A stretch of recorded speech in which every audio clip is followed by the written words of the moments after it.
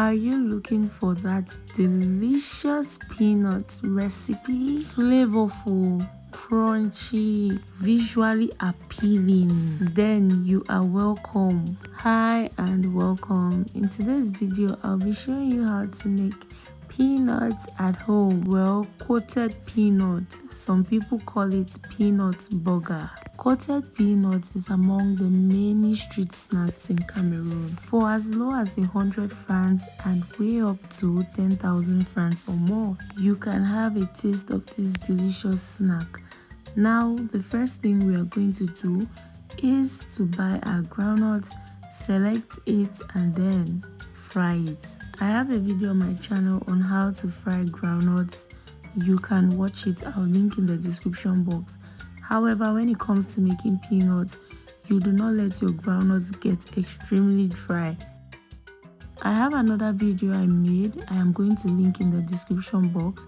However, this is a commercial coated peanut recipe. Luxurious, the one you make in bulk, the one you sell, while maintaining quality. Aside our groundnuts, we'll need all-purpose flour. We are going to be adding our baking powder to it and give it a good mix. Now I'll leave the measurements in the description box so it is easier for you to navigate. Mix properly to make sure that every single part of your flour contains same ingredients. I'll be adding nutmeg. This is my flavor, so I'll be adding it to my flour. This is you just compiling the dried ingredients and the wet ingredients. Well, you do them separately first. Now proceed to mix properly. One thing you should know is that you ought to sift your flour, you ought to sift every other dry ingredient you'll be using so it does not form a lump when making your coated peanuts. Now to your bowl. This is to prepare the soup. That is how most people call it here in Cameroon. We are going to crack in 3 eggs. Proceed to whisk properly. When it comes to making your peanuts, you should know that the taste lies in your soup as well as your dried ingredients. So make sure to season this up properly. That is why it is called soup. After whisking, you're going to proceed to add oil, cooking oil, whichever cooking oil of choice you decide to use. It is perfectly fine. Now we're going to add 1 cup of cooking oil and we are going to proceed to whisk. In this video as well, I'll be giving you tips in order to maintain a very bright color when it comes to making coated peanuts or peanut burger. I'll be giving you tips on how to preserve it, and I'll also be doing some little cost breakdown here and there. Please, if you've watched to this extent, do not forget to give this video a thumbs up. Do not forget to subscribe. Turn on your post notification bell so you're updated every time I upload a video. Now we'll be adding salt. When making this, you ought to find a fine balance of your ingredients. If not, you're going to be lacking. After adding salt, like I earlier mentioned, you're going to whisk properly. If you have a hand mixer, you can use it, but it is not really necessary as manually will still do the job. Now we are going to add some water. Now I'll tell you why this is a commercial recipe. This is a commercial recipe because of some of the ingredients that are used. In as much as it's still high quality, but a lot of management is made. Add sugar. This is where the sweet taste comes from. You know when you eat peanut burger and it is sweet? Yes, this is when there is sugar in it, but not in excess. So that is what I explained earlier. Now you need to find a balance. This groundnut was fried the previous day and we had to set it aside against the next day. So that's another tip. You can fry your groundnuts and store in an airtight plastic or container against the next day or forthcoming days. Now when it comes to making this, the bowl you should use or intend using should be lightweight. Add your preferred quantity according to how you can work. Then proceed to add your soup. Add flour and then mix. So interchangeably you'll be adding soup, adding flour. So it is less soup, more flour. That is the ratio. Why did I say that? I'm saying that because this helps reduce the possibilities of them sticking together. When you use more soup, less flour, it is going to really stick together. So less soup, more flour, that is the ratio. I'll be dropping this in the description box as well.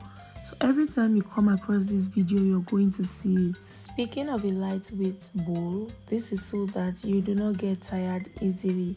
Now, this gets coated in due time in the sense that you have to go through some repeated process of soup and flour in order to get this coated to your taste. When it comes to making coated peanuts, you have to coat them to a point where no one can actually see the groundnuts like that, in the sense that it is perfectly coated in flour. So here there's still a long way to go because we can see the groundnuts visibly as well as the color of the groundnuts. The more you coat it, the bigger it gets. So this depends on the kind of sizes you want. If you want bigger sizes, big peanut sizes, then continue to coat. But at some point where you can no longer just see the groundnuts, you can stop. This movement is very essential when it comes to making coated peanuts.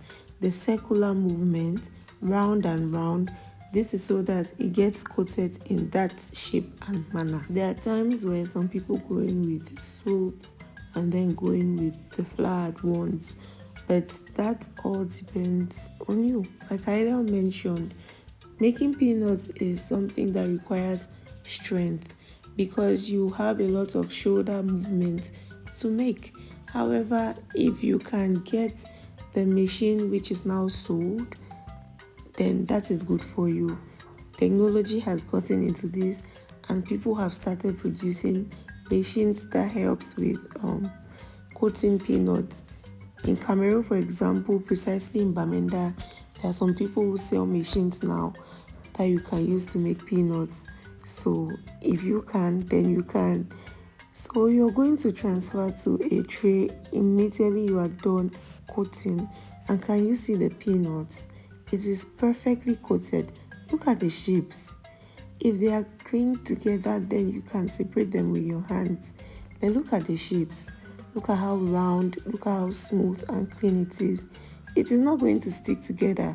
There's no flour that has been dusted on the tray underneath for them to stay together.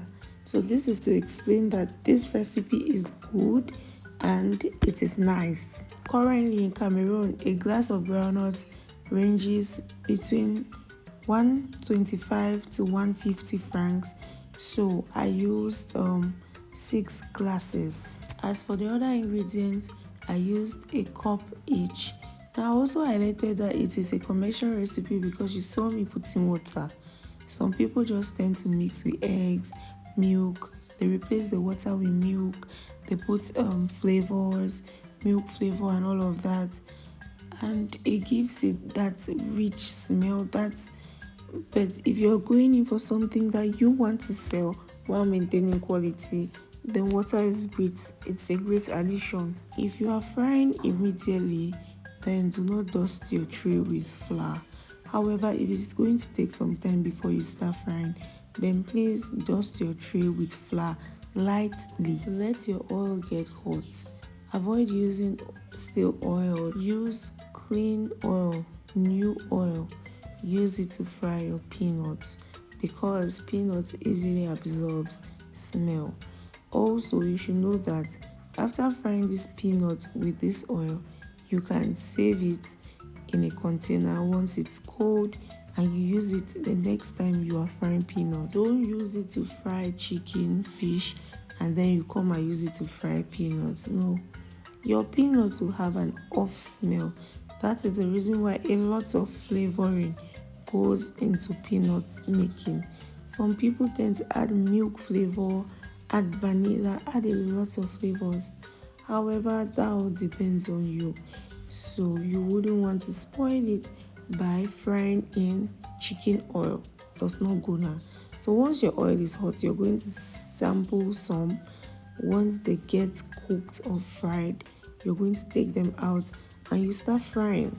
Fry until light brown, not dark brown, light golden color. You're going to take it out. Thereafter, let it get cold, not extremely cold, before you start sealing or parceling. You should know that if you let your peanuts sit on the fire for long, you are actually going to get a darker color once you take it out of the fire and it gets cold. So make it attractive. You can either seal in bottles or plastics or buckets.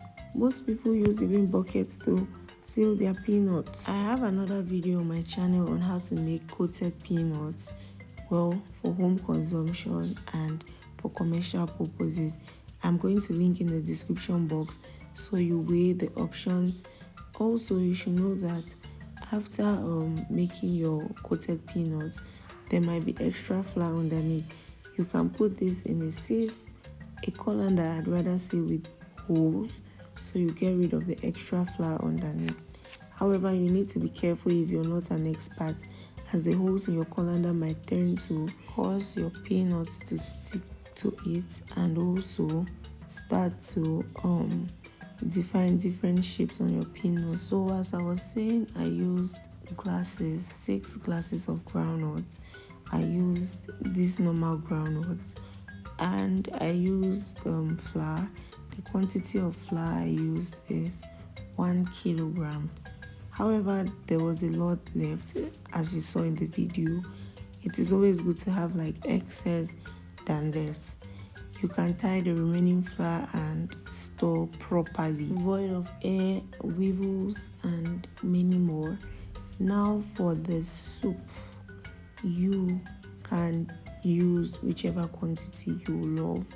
Now I used 1.5 cups of water, 3 eggs, 1 cup of sugar, 1 cup of oil, 1 tablespoon of salt. You should know that this recipe helps it have a longer shelf life as well. So after doing all of this, you are going to parcel. Now for parceling papers in Cameroon, you can buy a single bag which might contain above 20 to 30 for 200 francs to 500 francs. And for plastic bottles, you can use whichever. So that is how it goes. So after it gets cold properly, you're going to proceed to start sealing. If you should sell this on the street, this will cost 100 francs per plastic. This tasted so delicious. It was extremely nice. At the end of the day, I had a carton of this, a big carton of this. I had to film this at this point so I do not lose my focus. But this carton was filled with peanuts.